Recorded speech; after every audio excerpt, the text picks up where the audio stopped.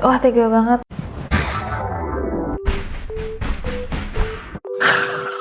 Hey guys, it's Nessie and welcome back to Neror. Di tahun 2002 lalu, kita tuh sempat bahas nih di satu Neror kasus-kasus pembunuhan yang dipecahkan oleh korbannya sendiri. Hah? Kan udah dibunuh, gimana caranya dipecahkan sama korbannya sendiri? Well, kalian bisa tonton video yang itu. Nah, ternyata di kolom komentar dari video itu banyak banget nih neroris yang cerita bahwa mereka punya pengalaman serupa atau kisah yang mirip sama apa yang aku bahas di videonya. And some of them are really creepy. So, karena kita baru aja celebrate 9 juta neroris, welcome semua yang baru ke channel ini, dan fist bump buat semua yang udah lama 1, 2, 3. So, hari ini kita akan bersama-sama membaca cerita-cerita di mana kasus-kasus pembunuhan itu dipecahkan oleh korban atau mungkin arwah dari korban pembunuhan itu sendiri. Versinya neroris. So, without any further ado, stop senyum-senyum, cause shit's about to go down. Oke, yang pertama ini adalah cerita dari Cora Avery. Cora cerita, ada kisah di daerah saya. Kejadiannya menimpa kakak teman sekolah saya. Sekitar tahun 1995 atau 1996, mendiang meninggal karena dibunuh oleh teman sekampusnya atas suruhan dosen yang menghamili kakak teman saya ini. Tapi dia dibunuh karena minta pertanggungjawaban atas kehamilannya, tapi si dosen tidak mau karena dia sudah beristri. Dosen itu lalu menyuruh beberapa mahasiswa untuk membunuh si kakak dengan menjanjikan akan meluluskan mereka karena memang mahasiswa-mahasiswa ini hampir di DO dari kampusnya. Oh my god.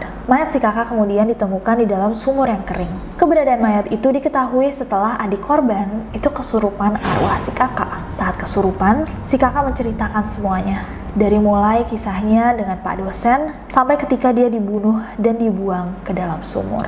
Kabarnya, mahasiswa-mahasiswa yang membunuh korban dihukum penjara. Sedangkan dosen yang menjadi dalang di balik semua kejadian ini hanya dipecat, pindah ke kota lain, dan hidup dengan bebas. Oh my god. Wah. Yo, sumpah nggak tahu mau ngomong apa. What do you think of this story? Coba komen di bawah. Next ada cerita dari Turangga Lazuardi. Jadi ingat kejadian di tahun 2009, sewaktu peristiwa gempa di Sumatera Barat. Waktu itu ada sebuah area reruntuhan gedung yang diinvestigasi untuk mencari korban gempa. Setelah 2 hari investigasi oleh tim SAR dan pasukan TNI AD, di sana ditemukan kalau nggak salah sekitar 5 mayat. Karena tim pencari sudah yakin bahwa lokasi sudah disisir dengan baik, maka mereka berencana untuk melakukan pencarian ke area selanjutnya. Tapi pada malam harinya, saat mereka semua mau istirahat, salah satu dari anggota TNI AD tersebut mendengar suara-suara perempuan muda yang usianya sekitar 12-14 tahunan. Menangis, meminta tolong, dan bilang bahwa mayatnya terjepit di antara reruntuhan sebuah tembok. Tanpa pikir panjang, pencarian kembali dilanjutkan atas petunjuk tersebut. Dan ternyata benar. Sesosok mayat remaja perempuan ditemukan dalam keadaan yang sudah terlalu miris untuk dijelaskan. Wah, very interesting. Serem banget, tapi kalau nggak dengar tangisan itu berarti nggak akan ketemu ya mayatnya. That's crazy. Mungkinkah itu kayak energi yang tertinggal? Gimana menurut kalian? Coba. Next ada dari Yunike Revina Saputri. Pernah ada satu kasus pemerkosaan dan pembunuhan di daerah rumahku. Jadi ada seorang bapak yang tega melecehkan dan membunuh anak kandungnya sendiri. Kebetulan korban adalah kakak kelas saya waktu SMP. Waktu dia meninggal, semua mengira itu adalah ulah maling. Proses penguburan jenazah berjalan biasa-biasa saja tanpa ada kecurigaan. Nah, beberapa hari kemudian di daerah setempat diadakan sebuah acara hajatan yang diramaikan oleh grup musik yang ada biduannya. Tiba-tiba aja biduan tersebut kesurupan oleh arwah yang dipercaya arwah kakak kelas saya yang baru saja meninggal beberapa hari sebelumnya. Saat kesurupan, si biduan ini ditanya, "Siapa yang bunuh kamu?" Dan biduan itu menjawab, Bapak. Tanya sama bapak. Keesokan harinya, makam kakak kelas saya ini dibongkar dan mayatnya langsung diotopsi. Ternyata benar saja, mendiang meninggal dalam keadaan hamil. Setelah diinvestigasi oleh polisi dan anjing pelacak, sang ayah pun mengakui kesalahannya dan langsung ditangkap. Ew, ini kayak si itu, siapa? Bapaknya mana? Steven Peladul kearifan lokal. gross. What is wrong with these people? Yikes.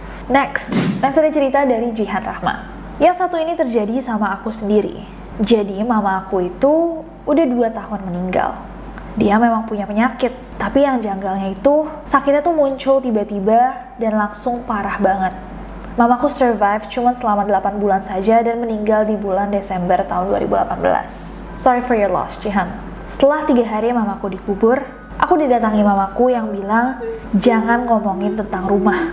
Aku tanya mamaku lagi, maksudnya apa? Tapi dia kekeh ngomong gitu aja. Akhirnya aku coba usut omongan mamaku ini. Bener aja, ternyata rumah yang dulu mamaku sama papaku tempati lagi jadi bahan rebutan keluarga mamaku. Waktu itu aku belum curiga ke siapa-siapa, karena aku pikir ya daripada mamaku sakit, malah lihatnya kasihan dia di dunia terus. Setelah rumah udah dijual dan dibagi-bagi uangnya, sekitar 6 bulan kemudian mamaku datangi aku lagi. Aku kayak tanpa sadar speak up ke Facebook tentang ilmu hitam, dan waktu itu aku bahasnya lancar banget. Padahal kalau aku disuruh jelasin lagi, aku gak akan tahu soal itu. Tiba-tiba kakaknya mamaku datang ke aku buat ngelabrak aku. Loh, maksudnya apa gitu tiba-tiba datang marah-marah? Akhirnya mama masuk ke aku, surupan, dan di situ aku jelasin kalau ini akibat ulah kakaknya sendiri. Bapakku yang dengar itu sempat kecewa banget sama kakaknya mamaku ini. Akhirnya mungkin karena udah ketahuan juga, mereka kabur dan sampai sekarang kalau ketemu aku, pasti mereka takut. Kayak halu ya, tapi ini benar-benar terjadi sama aku dan aku percaya. Kita hidup di dunia bukan cuma sama manusia, hewan, dan tumbuhan, tapi juga ada mereka. Gimana menurut kalian ceritanya Jihan? Komen di bawah. Crazy story. Next ada cerita dari Don Juan. Kisah ini pernah terjadi di kampung saya di Sulawesi Selatan. Di kampung itu, pagi sekitar jam 10, ada ibu-ibu yang berteriak keras, seakan-akan terjadi perampokan di rumahnya. Kita sebut aja ibu ini Ibu A. Dia bilang bahwa keponakannya itu mati dibunuh oleh perampok. Sampai-sampai warga yang ada di sekitar itu langsung memburu perampok sesuai arah yang ditunjuk sama si Ibu A. Tetangga terdekat Ibu A itu merasa aneh banget, soalnya rumah mereka dekat. Tapi sebelum ada teriakan, tidak ada tanda-tanda bahwa ada perampok yang masuk. Kebetulan memang dari jam 8 lewat, tangga itu ada di depan rumahnya sambil menjaga anaknya yang sedang main. Setelah dikejar sama warga, sama sekali tidak ditemukan jejak kaki atau tanda-tanda bekas orang di sekitar hutan. Kembali ke mayat keponakannya Ibu A, setelah dicek oleh polisi dan mayatnya divisum, ternyata tidak ditemukan bekas pukulan benda tajam maupun tumpul. Namun Ibu A masih diperiksa oleh polisi. Setelah 3 hari kalau tidak salah, salah satu keluarga korban, kita sebut aja Ibu B, mencoba untuk berdiskusi dengan bapak saya tentang kejadian aneh ini. Sehari setelah itu, Ibu B datang ke polisi dan cerita bahwa Ibu A itu datang ke mimpinya dan bilang bahwa korban tidak dibunuh oleh perampok, melainkan oleh Ibu A sendiri. Yang tak lain dan tak bukan adalah tantenya korban. Nah, Ibu B ini melaporkan ke polisi karena dia takut bahwa mimpi itu mungkin saja adalah petunjuk. Polisi kemudian mencocokkan cerita dari mimpi dengan lokasi kejadian, hasil visum, dan olah TKP. Investigasi pun dilanjutkan. Tapi Ibu B nggak cerita soal mimpi itu ke siapa-siapa selain ke polisi. Singkat cerita, akhirnya beneran terungkap, rupanya korban pembunuhan tadi merupakan saksi perselingkuhan yang dilakukan oleh tantenya, Ibu A. Setelah 3 hari diperiksa, sesuai dengan bukti dan spekulasi yang ada, Ibu A akhirnya mengakui hal tersebut. Dia membunuh keponakannya sendiri karena dia adalah satu-satunya saksi dari perselingkuhan yang dia lakukan dan dia takut fakta itu terbongkar. Oh my gosh. Oh my gosh. Wah, tega banget nyakitin anak kecil cuma gara-gara dia saksi dari sesuatu yang dilakukan tante macam apa ya. God. So scary. Sumpah hantu tuh suruh duduk aja, manusia tuh makhluk paling menyeramkan. Next. Oke guys, dan ini yang terakhir. Dari Yuni Wahyu. Yuni Wahyu nambahin gitu, aku nunggu yang versi Indonesia. Jadi pernah viral di Cirebon, namanya Vina. Dia itu merasuki temannya dan bilang bahwa dia meninggal bukan karena kecelakaan motor, tapi karena dipukul pas naik motor lalu dilecehkan sebelum akhirnya dibenturin ke aspal oleh sekelompok preman dan meninggal. Kasus ini pernah ditutup karena diduga sebagai kecelakaan tunggal. Tapi setelah video kesurupan Vina ini viral, baru dibuka lagi Dan ternyata memang benar ini adalah pembunuhan. Bahkan pelakunya lebih dari 5 orang. Oh wow, let's hear this. Kayaknya kita juga pernah bahas nggak sih di Neror? 2 orang. 2 orang itu nggak ada yang kenal deh. Berapa orang yang ngambil Dede tuh? 12 orang. Tangan Dede dipukul pakai balok gede. Dipukul dengan pindah patah. Bukan diseret pakai motor, dipukul dengan pindah. kepalanya sih lihat Dede, kepalanya kenapa dapat Dede? Tadinya dibenturin Kemana? ke motor, terus ke aspal. Oh my gosh. Egy-nya tuh mau nolongin, tapi Egy-nya juga kena. Oh no. Itu tuh salah satunya ada yang suka sama Vina, temen Egy itu salah satunya namanya Egy. Oh jadi kenal. Egy, temennya Egy suka sama Vina. Terus Vinanya ngeludahin, dianya dendam kayaknya sama Vina. Oh. Vina nggak kenal, cuma satu tongkrongan gitu mbak sama Egy. Iya, Vina sering dibawa sama Egy tuh. Egy-nya suka sama Vina. Terakhir Dede sama Eki di mana? Terakhir kita ke jalan-jalan dari Taman Sumber. Iya. Terus ada yang ngehajar Egy dari belakang. Oh shoot. Motornya jatuh. Terus Dede nggak tahu pingsan. Bangun-bangun mata Dede ditutup. Terus Dede lagi di Vina tuh mau nikah sama Egy tuh. Vina tuh udah mau serius sama Egy, Mbak. Oh girl. Vina mau ketemu Mama, Mbak. Mama di sana nangis aja kasihan. Dede nggak boleh kayak gitu. Mama juga nangis. Kasihan Mama deh. Mama juga di sana. Pikiran Mama di sana nggak ada siapa-siapa deh. Mbak, matiin semua, Mbak. Matiin semua deh. Mbak matiin Vina semua. dendam, Mbak. Mbak matiin semua buat Dede. Tolong bantu. Ya, Mbak matiin semua buat Dede. Yang kabur ke Jakarta jangan lupa Mbak itu anaknya Mbak itu. Karena itu anaknya polisi Mbak. Egy anaknya polisi.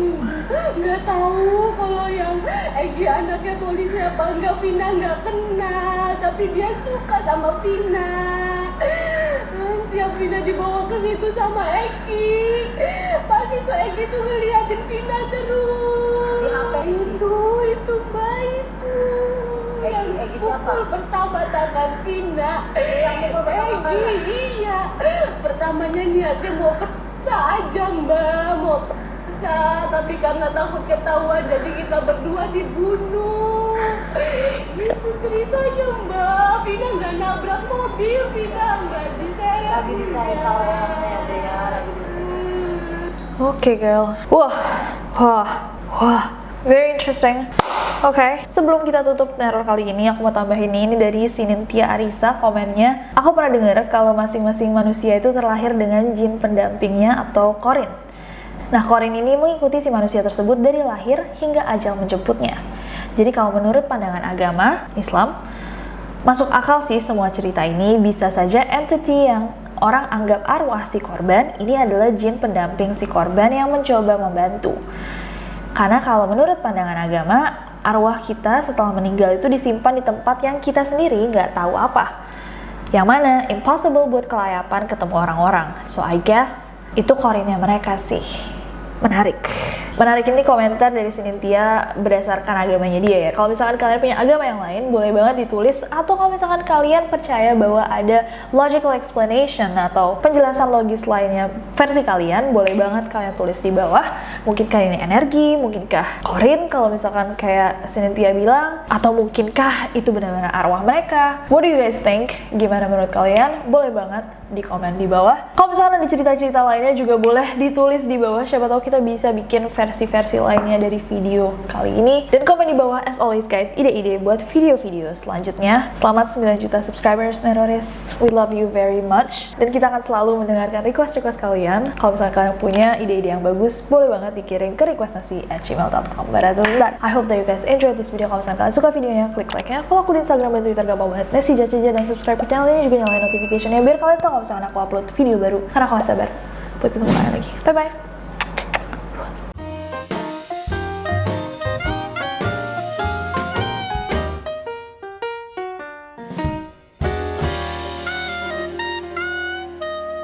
Kejadiannya menimpa kakak sekolah teman saya. Kakak teman sekolah saya. Sesosok mayat remaja perempuan ditemukan dalam keadaan yang sudah terlalu miris. Terlalu? Gross, what is wrong? Aku kayak tanpa sadar. Oke guys, kenapa aku udah dada? Saat kesurupan si beduan